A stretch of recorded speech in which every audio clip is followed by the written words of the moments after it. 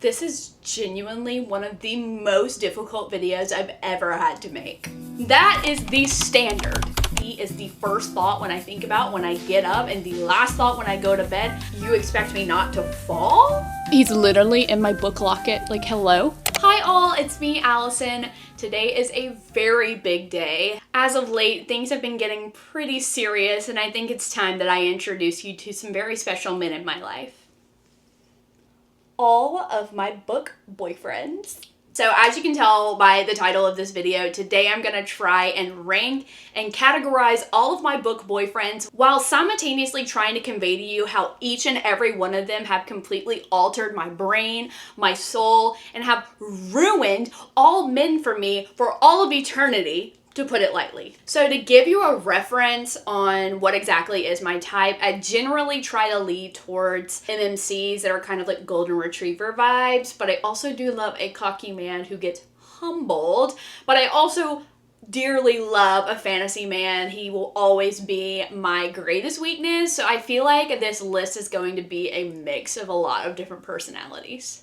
I also made myself narrow down this list to 15, which was probably the hardest battle I've ever had to face in all of eternity, but here we go. Here are my top 15 book boyfriends. Starting at number 15, we have Mr. Roman Kit from the Divine Rivals series. Girls, when a man literally crawls to get to you in the middle of a battlefield while his lungs are simultaneously filling up with blood, you have no choice but to add him to your book boyfriend list. Here are just a few accolades of my sweet boyfriend Roman that I think speak for themselves, but I'm gonna share with them nonetheless. Not only did Roman resign from his dream job, break off his engagement, disregard his father's expectations, and travel 600 kilometers on train, and when that train broke down, walked on war-torn land to get to Iris. He also threw his body on top of hers to avoid a grenade,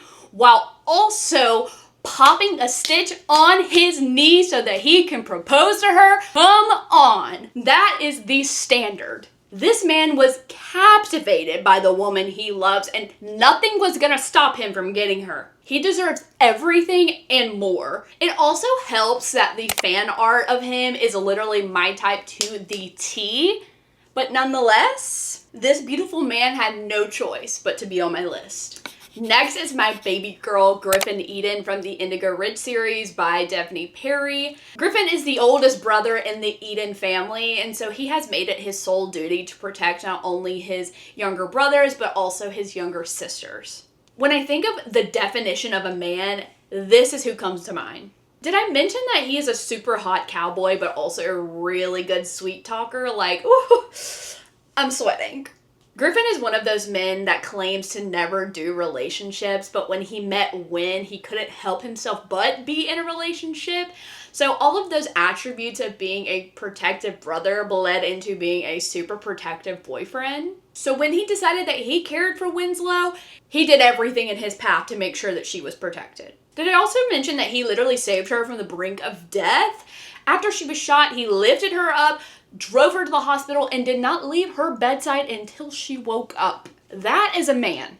This man was so loyal, and then at the end, they obviously had a child, and that love and loyalty went straight to his son. Oh my gosh, it's enough to bring tears to your eyes. I also wanted to share, I got this print from Daphne Perry when I met her in March, which is Griffin and Wynn. I thought I should share because look how beautiful. Like, this is so cute. Now, I wouldn't say that this is how I necessarily picture Griffin completely. I feel like he's a little bit more muscular and gruff, but nonetheless, hello.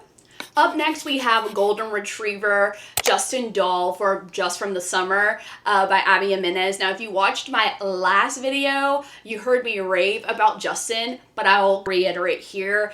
To me, Justin is the most realistic book boyfriend that I think I would actually date in real life. He's just so funny and quirky and knows how to like lighten a mood. On top of him just being so attentive to detail, wanting to make sure that Emma is cared for wholly and completely. He is charming, mature, hilarious, emotionally mature, and he is so loyal to his family. I mean, he basically became the father to his younger siblings after his mother was thrown in jail. and did it with no complaints. And he made sure not to sacrifice their needs for his happiness. Not only did he send Emma date surveys after every single date they went on, he also brought her plus her vegan friend lunches to the hospital one day because he just knew that she was not going to eat, so he had to make sure that she was taken care of. He's just the ideal man in my opinion, and I think this was the book that I was like giggling and kicking my feet the most at out of every book I've ever read. I was swooning. Next is the big man on campus. We all know him, we all love him, Mr. Garrett Graham. My first and only hockey book boyfriend. This book is just so special to me. Every single year, it's the first book I read. January 1, also Garrett Graham's birthday, I pick up the deal and reread it, and it feels like the first time every single time I read it. Garrett is just a super cocky hockey player with just the sweetest little heart you've ever seen. The way that he just made sure that Hannah felt so safe and secure in a party setting because he knew how much trauma and scared she was in a setting like that speaks volumes. Keep in mind, they were just friends at the time or becoming friends at the time, so this was actually a big deal for Garrett's character. He did a kind of a full 180. He went from non-committal hockey boy to completely in love with my girlfriend hockey boy in the matter of weeks. Also, who just doesn't love a man who knows you well enough to put out a campus-wide hands-off band? I love that king. I don't know if any of you are familiar with Rune Dannon, Crown Prince of the Velbar and Fae, but let me introduce you.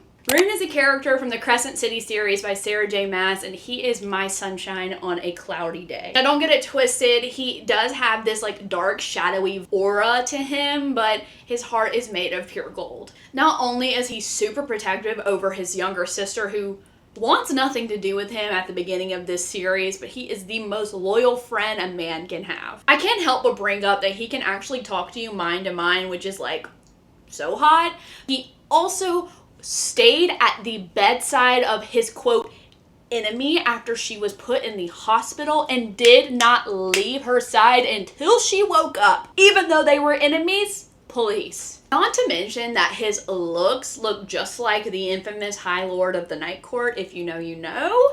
So obviously he had to make it on this list. Now don't get me wrong, I do love the Crescent City series so much, but it did fall a little flat compared to the other Sarah J. Maas series that she has. But Rune is such a standout. Like, his character is so good, and to see like the development of like where he started to where he ends is just so incredible to watch. I don't have enough words to describe how much I love Rune, but I think that him making this list alone is enough for me to show how much I love him.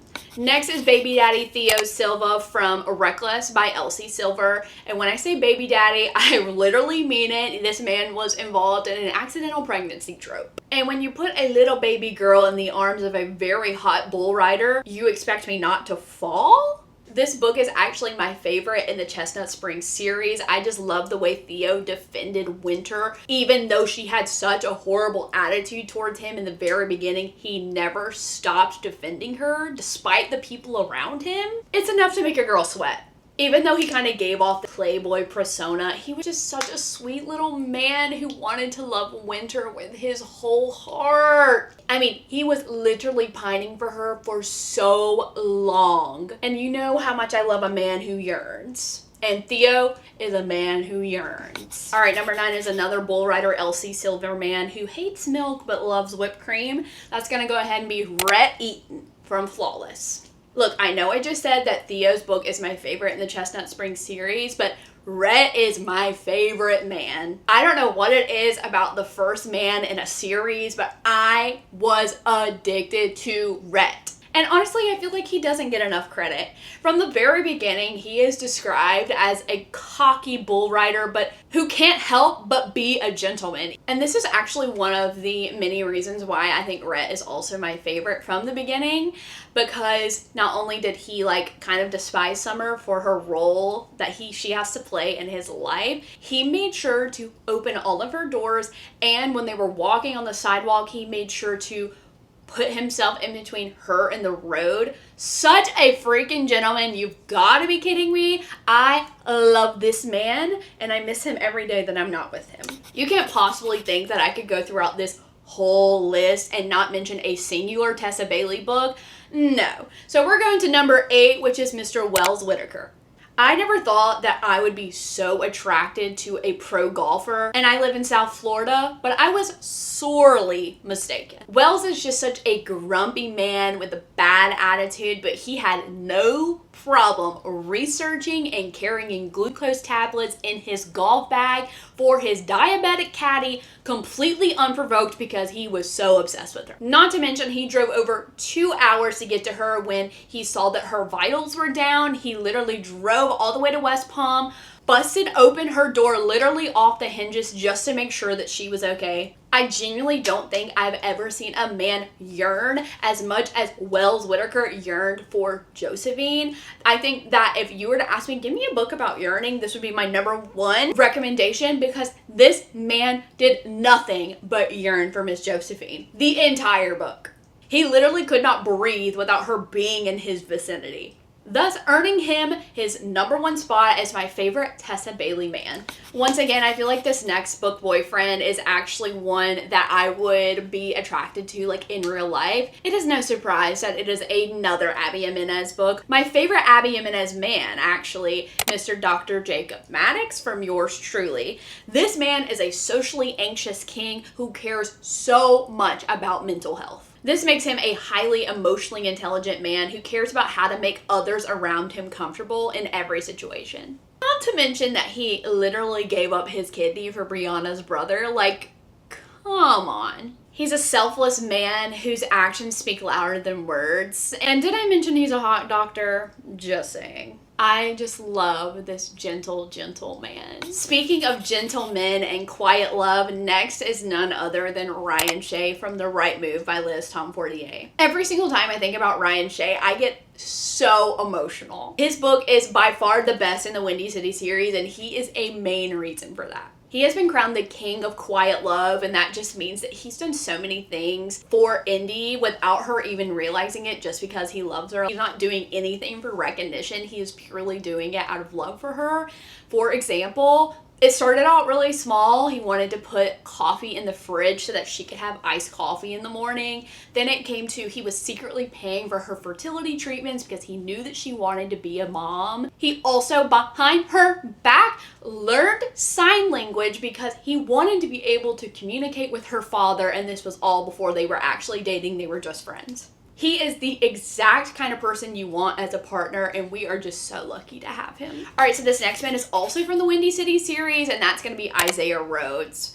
Now, I had a really hard time choosing between Ryan and Isaiah, which one goes higher than the other, but unfortunately, just like Isaiah completely pining over Kennedy for years, even though she was engaged, I could not help but put him just a little bit higher than Ryan. So let me just tell you a few things of why I just love Isaiah Rhodes so much. Number 1, first and foremost, he is a hot baseball player. Need I say more? But this is something that I specifically come back to every single time I think about him. He made an effort to call every single person that he cares about in his life during a storm to make sure that they were okay. Now, obviously, this was from past trauma. His mom died in a car accident while it was storming. So he had the impulse to call everybody he knows and make sure they're okay. And he even did it with Kennedy, even when she did not want to give him the time of day.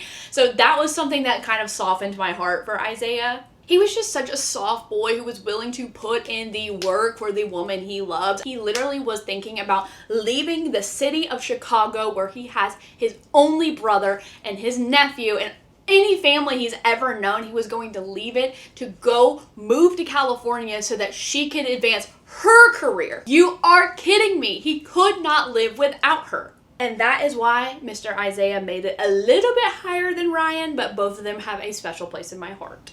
So the rest of this list will be men that just aren't human. So starting off strong, we're gonna go with our favorite werewolf alpha, Lo Moreland from Bride by Ali Hazelwood.